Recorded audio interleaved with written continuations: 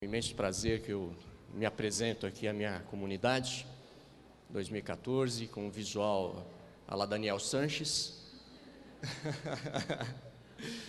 provisoriamente, né? Daqui a pouco cresce e tudo volta ao normal, mas é um prazer revê-los e que o meu desejo é que nesse novo ano possamos construir uma nova história, né?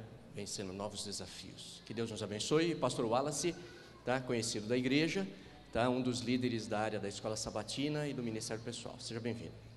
E a sua esposa? Sim. Max e os filhos, né? Fiquem em pé. Desculpa, fico meio constrangido de ficar em pé. Sejam bem-vindos. Okay? Que Deus nos abençoe. Obrigado ao pastor Vladimir. Nossa alegria de estarmos aqui nesta manhã de sábado, de rever algumas pessoas queridas que nós já conhecíamos e outras que nós ainda não conhecíamos. Estamos juntos em família, louvando o nome de Deus. Aliás, gostei muito deste momento litúrgico, muito bem conduzido, realmente nos envolve, nos leva à presença do Senhor, preparando o nosso coração para a mensagem que Deus tem para essa comunidade nesta manhã. Nós queremos saudar a toda a igreja, aos irmãos, aos nossos amigos, aqueles que estão nos ouvindo também através da internet, que Deus possa abençoá-los também de igual maneira. Eu estive aqui em Belo Horizonte por um período muito curto, no ano de 2007, 2008, atuamos ali na Igreja Central de Belo Horizonte. O pastor Paulo era pastor aqui nesta ocasião. Estávamos lá num processo de reforma da igreja, e aqui também estava. Eu já tive a oportunidade de vir na igreja após a conclusão, mas é sempre gostoso, o ambiente também muito gostoso, é muito bonita a igreja. Eu quero convidá-los para abrirem a Bíblia no livro de 2 Samuel, no capítulo 9. 2 Samuel, capítulo 9. Você pode abrir aí a palavra, e nós vamos nos deparar com um texto em que servirá de fundamento para a nossa meditação nesta manhã de sábado. 2 Samuel, capítulo 9, abra então a sua Bíblia, nos acompanhe nessa leitura, que Deus possa falar ao seu coração. O Espírito do Senhor está em nosso meio, e Ele quer nos abençoar com a leitura dessa palavra e as aplicações que Deus tem para nós aqui nesta manhã. O texto aqui nos diz o seguinte: disse Davi: resta ainda porventura alguém da casa de Saul para que eu use de bondade para com ele por amor de Jonatas? Havia um servo na casa de Saul cujo nome era Ziba.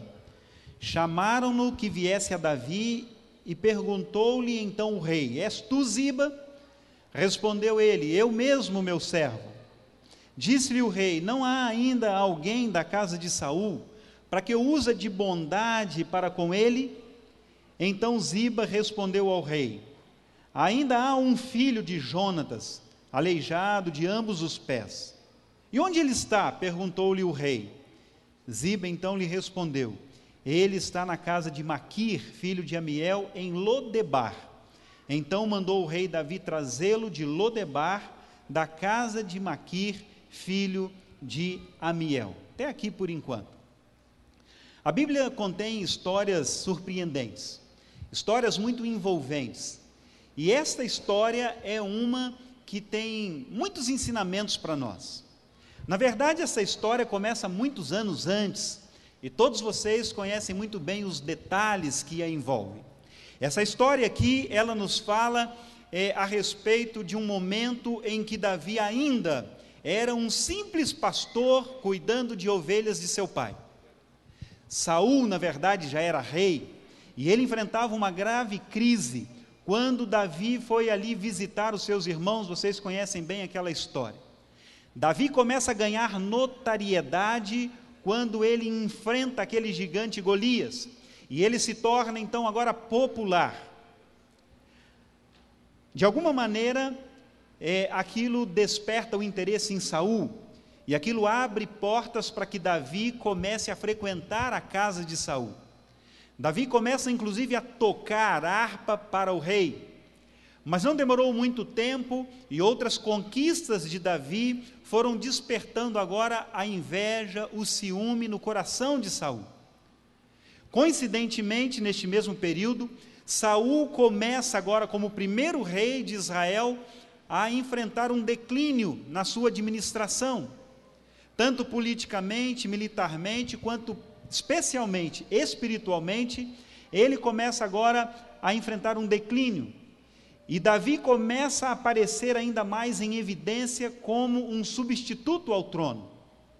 Fato este que é confirmado quando Davi é ungido como rei. E isso agora transforma todo aquela simpatia outrora de Saul numa verdadeira ira contra Davi. E Davi precisa frequentemente correr, se esconder da presença de Saul. Davi, ele se envolve com uma filha de Saul, casa-se com ela, e ele torna-se também muito amigo de Jonatas, filho de Saul, uma das amizades assim mais conhecidas dentre toda a Bíblia, e eles se tornam muito amigos. E é exatamente neste contexto de amizade que nós estamos aqui falando, é que ocorre o interessante. Jonatas, mesmo sendo filho de Saul e herdeiro natural ao trono, ele tem a sensibilidade de perceber que o lugar não era dele. Muita humildade agora. E ele começa a perceber que Deus estava elegendo Davi para ocupar o lugar. Que Saul não seria mais rei e nem ele mesmo, da linhagem real, tomaria aquele lugar. E ele começa, na amizade que tem para com Davi, o seu cunhado, ele começa então agora a informar Davi das intenções de seu pai, protegendo-o da morte. E neste contexto de amizade, de fidelidade, de respeito mútuo, Jonatas um dia, ele chega para Davi, em 1 Samuel 20 narra isso daí, ele faz um pacto, ele faz uma aliança com Davi. Essa aliança depois vocês podem ler em casa, mas ela consiste nos seguintes termos.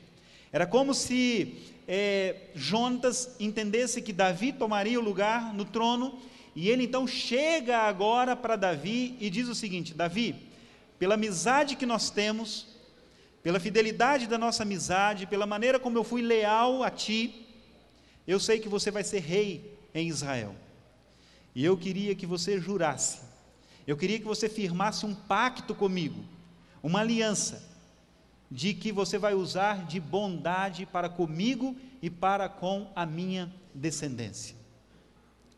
Jonatas sabia que era um costume comum àquele que tomava o lugar do rei anterior. Normalmente ele eliminava quem? Os descendentes, porque estes constituíam uma ameaça real para tomar novamente o trono. E Jonatas então estava abdicando-se do direito de assumir o trono, mas em troca ele fazia uma aliança com Davi para que Davi preservasse a ele e muito mais os seus descendentes. Davi, ele faz aquele pacto, ele aceita os termos daquela aliança, ele faz um juramento a Jonatas que usaria de bondade para com ele, caso viesse então a assumir o trono, o que de fato então acabou acontecendo. Jonatas obtém a certeza de que ele teria então, e seus descendentes também, a paz que eles precisavam para ter pelo menos uma vida comum. E então os anos se passaram, e quando os anos se passaram, Davi, que primeiramente tornou-se rei apenas sobre Judá, depois o restante de Israel veio clamar a ele para que ele pudesse também ser rei sobre eles, o que de fato então aconteceu. Ele então vê o tempo passando, e um dia, quando tudo ia bem para Davi, as suas fronteiras estavam alargadas, ele que era o segundo rei ali sobre Israel, os inimigos estavam todos subjugados. Davi, ele tinha estratégias militares muito interessantes, ele conseguiu subjugar todos os inimigos ao redor, todos temiam então a Israel naquela época. A Arca da Aliança estava no templo, espiritualmente isso era um sinal de que tudo ia bem. Havia muito ouro e muita prata nos cofres reais, Inclusive, Davi se preparava para construir o templo, fato este que Deus não permitiu, e direcionou para que seu filho Salomão então o fizesse. Jonatas, no entanto, já havia morrido, muitos anos depois. Jonatas havia morrido, mas a aliança que Davi havia feito com ele ainda estava no seu coração, estava na sua mente. E Davi então agora, talvez naquele momento de bonança e de paz, ele se lembra daquele pacto que ele havia feito. Ele começa a lembrar dos momentos passados da sua vida, de tudo que havia vivenciado até então, e ele se lembra daquela conversa que ele teve com Jonatas. Jonatas já havia morrido numa batalha com seu pai e outros 2 irmãos seus, contra os filisteus. E Davi então lembra de que ele tinha feito uma aliança, e ele agora resolve então colocar em prática, mais do que dar paz àqueles que eram descendentes de Saul.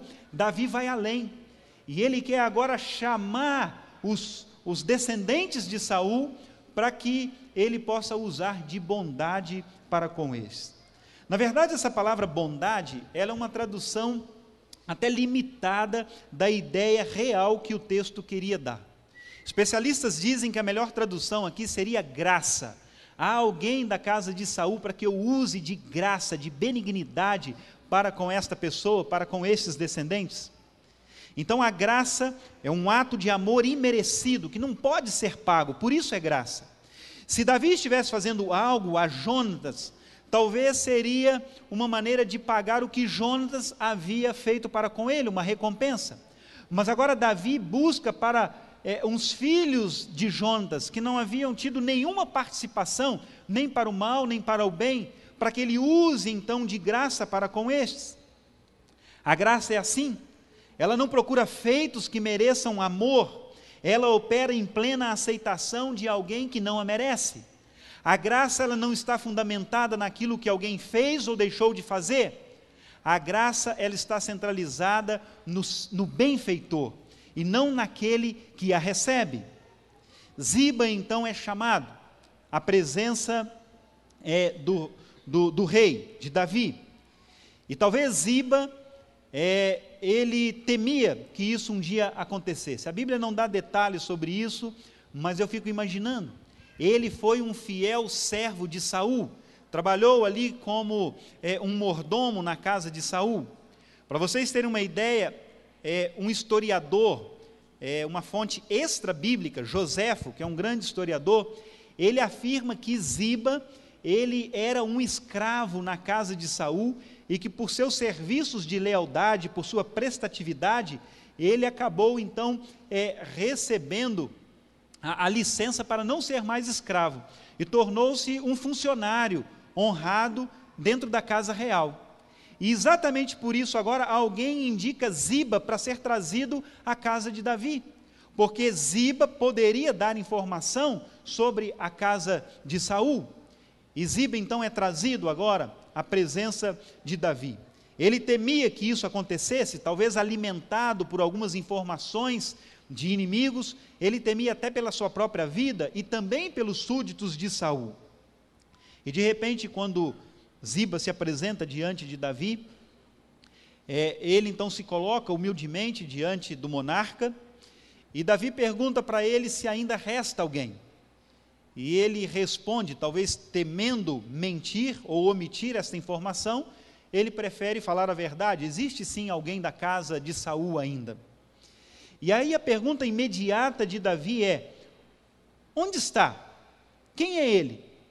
E ele então informa que este era um filho de Jonatas. Interessante que ele se referia então a Mefibosete. Mefibosete era o único herdeiro vivo da casa de Saul, mas quase ninguém sabia disso. Os anos se encarregaram de apagar qualquer vestígio da descendência de Saul. E o curioso é observar que originalmente o seu nome não era Mefibosete. O seu nome, na verdade, anteriormente era Meribe Baal. A Bíblia diz isso em Crônicas. E esse nome Meribe Baal significa aquele que vai combater contra Baal.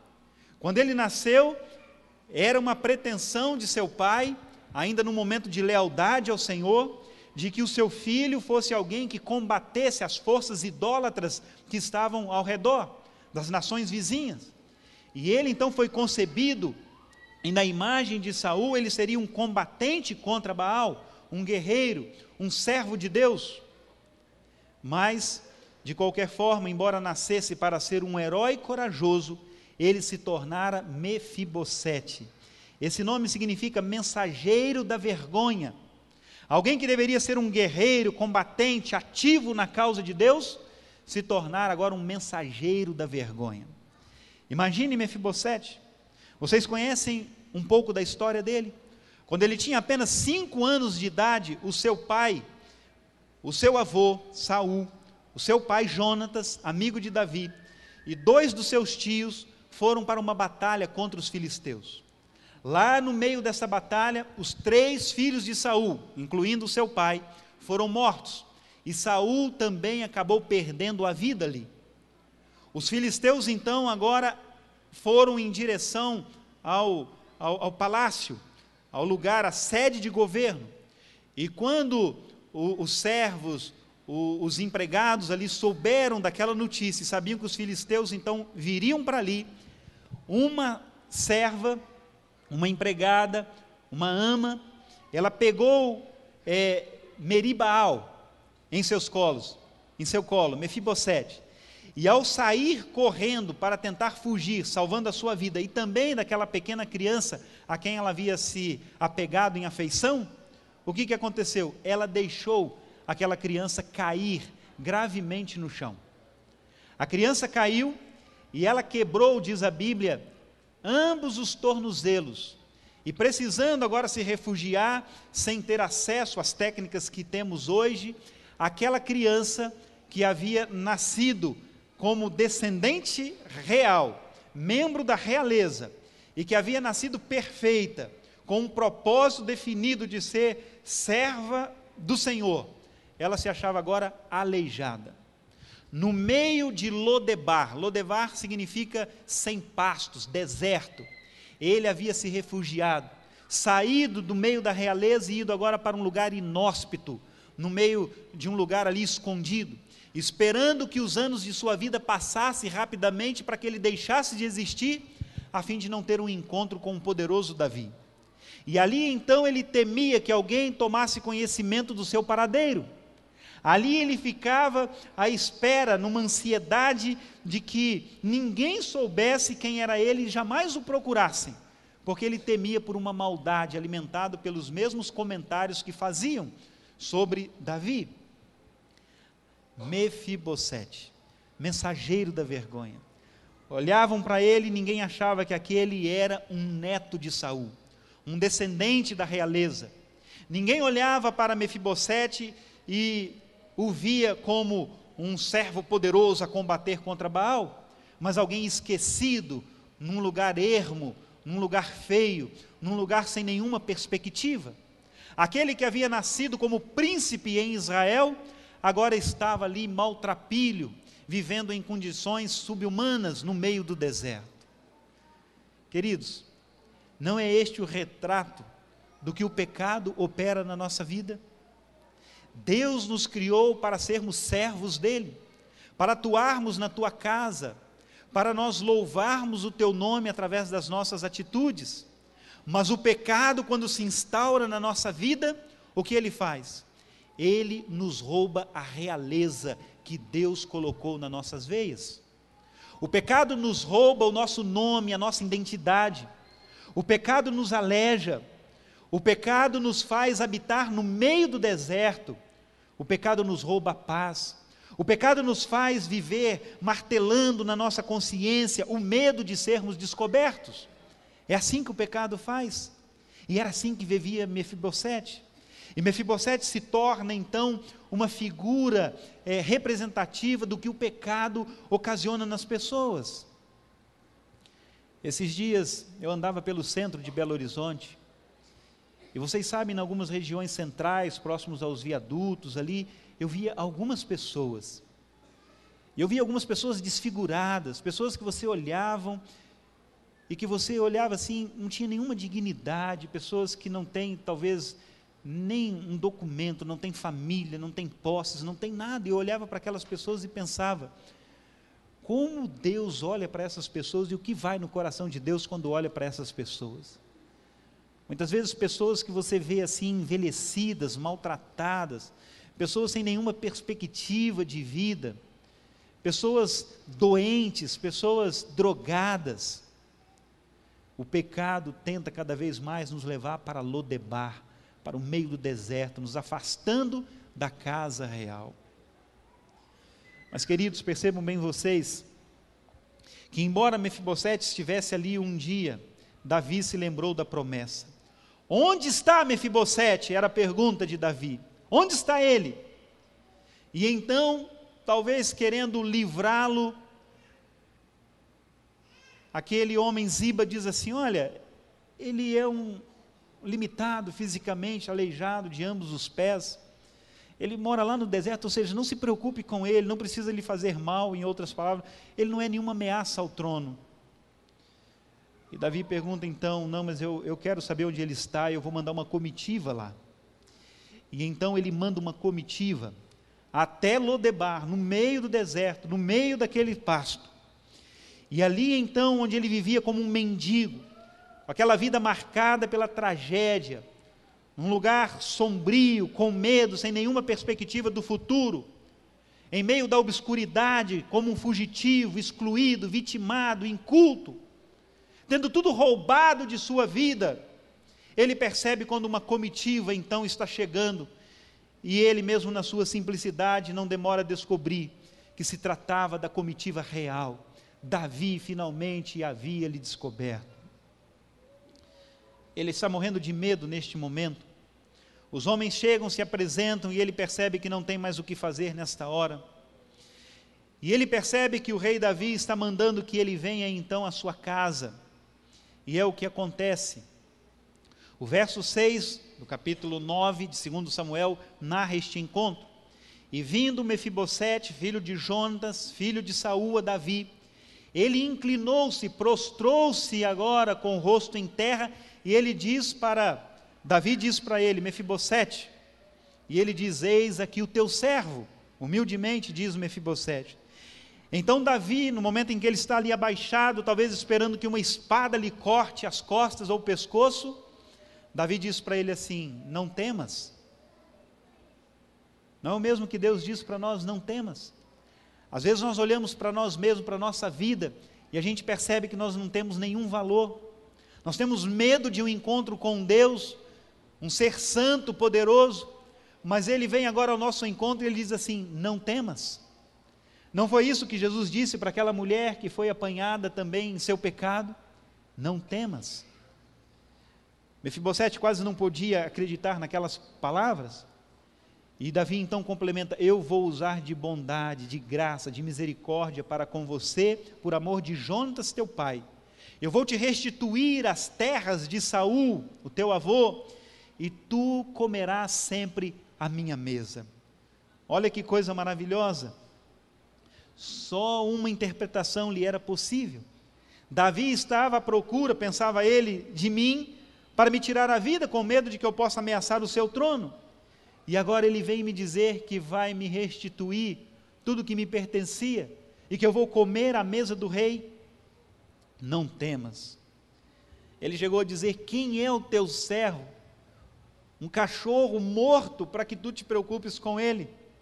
Olha qual era a autoestima que ele tinha a respeito de si mesmo, ele se considerava um cão morto. O próprio Davi já havia usado essa expressão num outro momento para com Saul. Interessante que agora um descendente de Saul usa isso para com Davi. Davi se torna um protótipo de Deus, tratando Mefibosete como Deus nos trata, quando também nós nos submetemos a Ele. Certa vez, o presidente americano Thomas Jefferson atravessava o país numa cavalgada que ele costumava fazer. Estavam com ele vários dos seus amigos naquela cavalgada, quando de repente eles se depararam com um rio caudaloso, de águas agitadas, e havia alguém que estava ali à espera de atravessar o rio, só que ele não podia fazer, se não fosse montando em cima de um cavalo. Ele não tinha um cavalo, ele esperava que alguém com um cavalo passasse por ali. E quando aquela comitiva chegou, o presidente Thomas Jefferson estava ali, seus seguranças e outros amigos mais com ele. Aquele homem à beira do rio olha para o presidente americano e pergunta para ele: posso montar na garupa do seu cavalo para atravessar o rio? E o presidente americano, de uma forma muito simpática e cortês, olha para ele e diz que sim, e o autoriza a subir na sua garupa para atravessarem juntos o rio.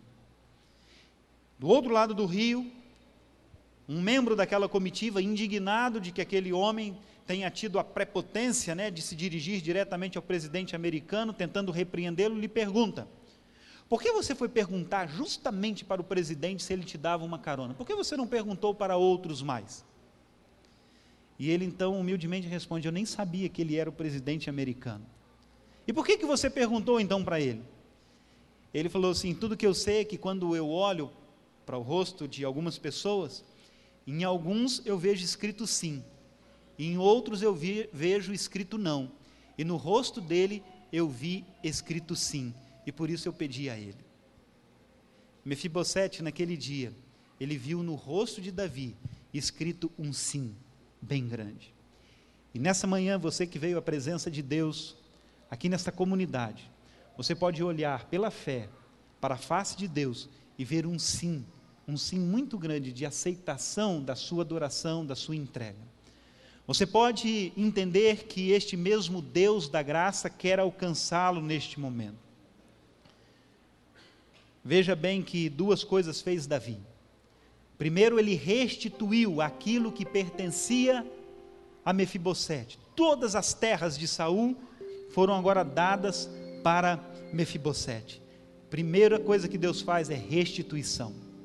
Segunda coisa que Davi fez foi dar honra àquele homem que vivia escondido, sem que ninguém o conhecesse.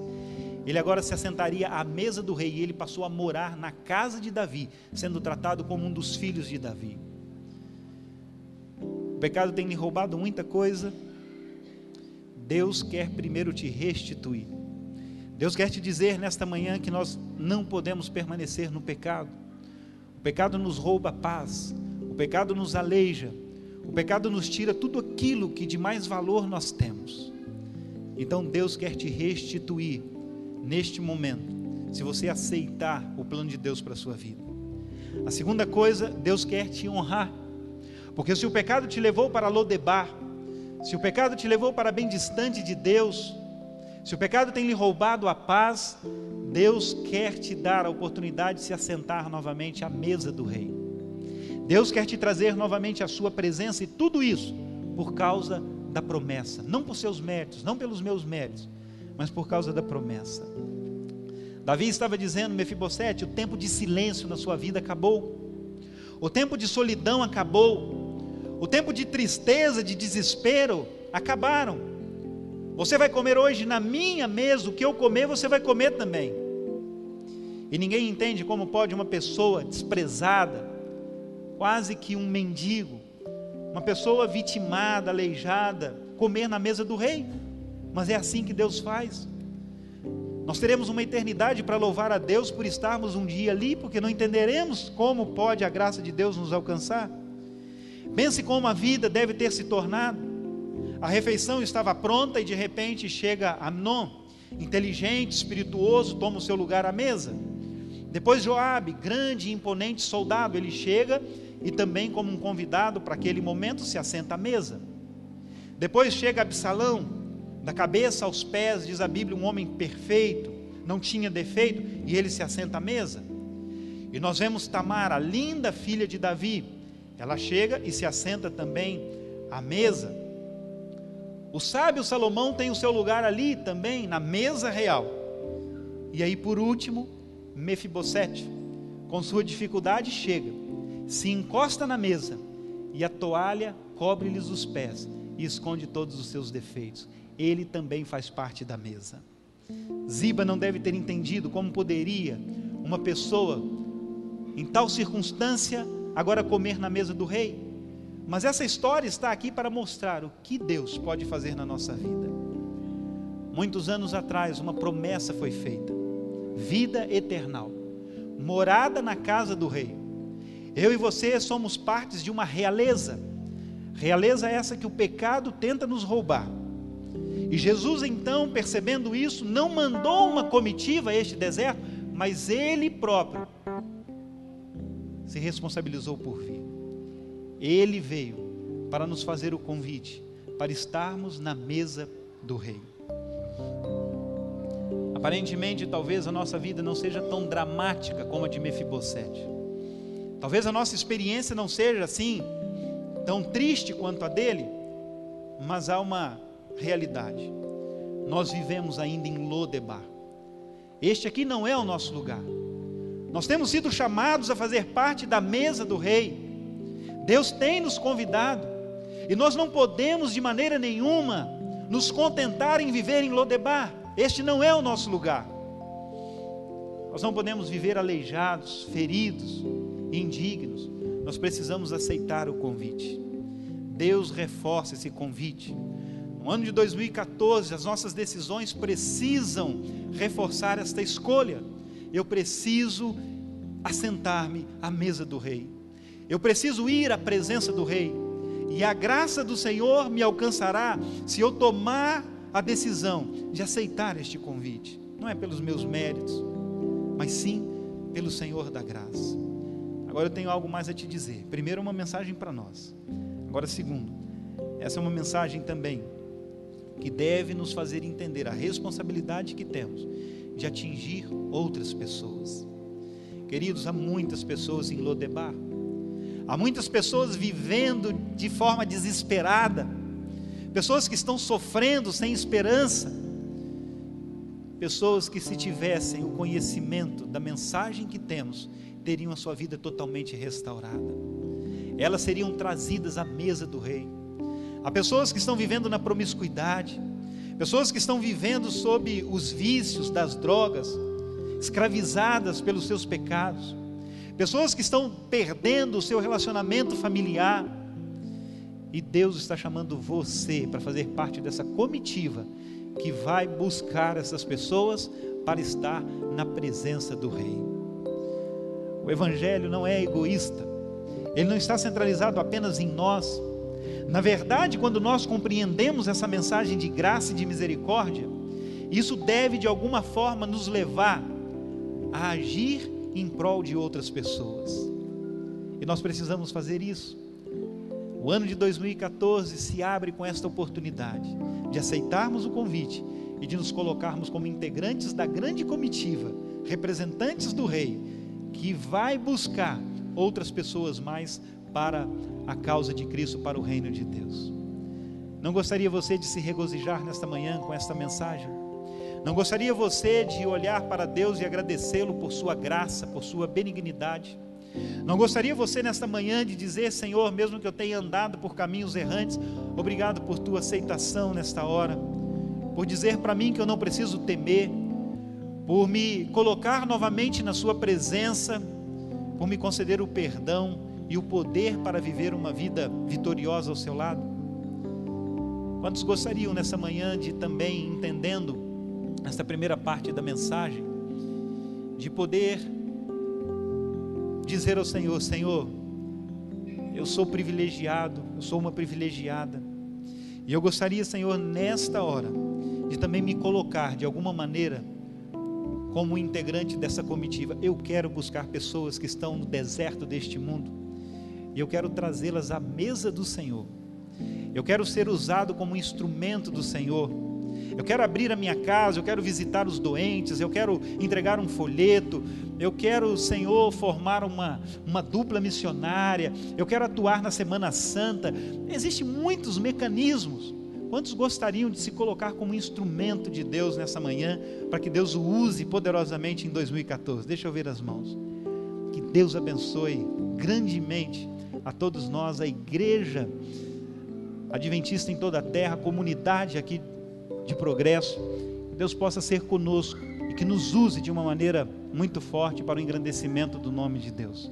É o meu desejo e a minha oração. Amém.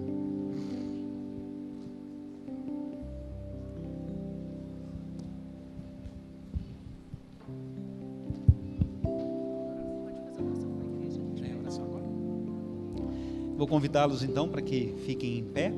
Nós vamos orar ao nosso Deus, reforçando esta entrega e agradecendo a Deus pela sua mensagem de graça nesta manhã. Querido Deus, aqui está o teu povo, esta comunidade reunida. Viemos todos para te adorar, viemos para ouvir a tua voz. E o nosso coração se aquece com a tua bondade, a tua misericórdia, conforme mostradas nesta história de hoje. Ajuda-nos, ó Deus, a valorizarmos o teu convite, que possamos ir à tua presença, que o Senhor possa restituir a paz, a alegria, a salvação, e que o Senhor possa nos honrar, ó Deus, pela decisão que temos tomado de estar ao teu lado. Mas o Senhor viu também essa comunidade, ó Deus, nessa manhã, se comprometendo em ser arauto da tua verdade. Eles querem ser usados nessa comitiva para alcançar mais pessoas, a familiares, vizinhos, amigos de trabalho, pessoas do nosso círculo de influência, que nós queremos, ó Deus, pela tua graça, influenciar, trazê-las, ó Deus, ao conhecimento da salvação que traz a libertação, livrá-las, ó Deus, deste mundo inóspito de pecado, para que possam comer a tua presença à mesa do Rei. Portanto, ó Deus, aceita a nossa decisão, abençoa esta comunidade, mais uma vez te pedimos no nome de Jesus, amém.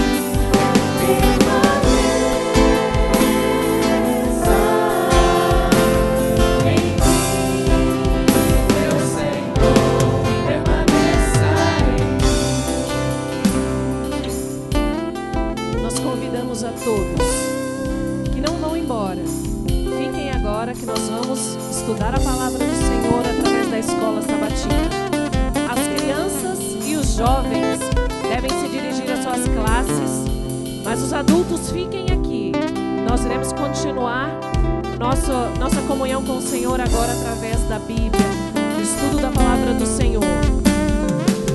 Em 4 minutos iniciaremos o estudo da lição.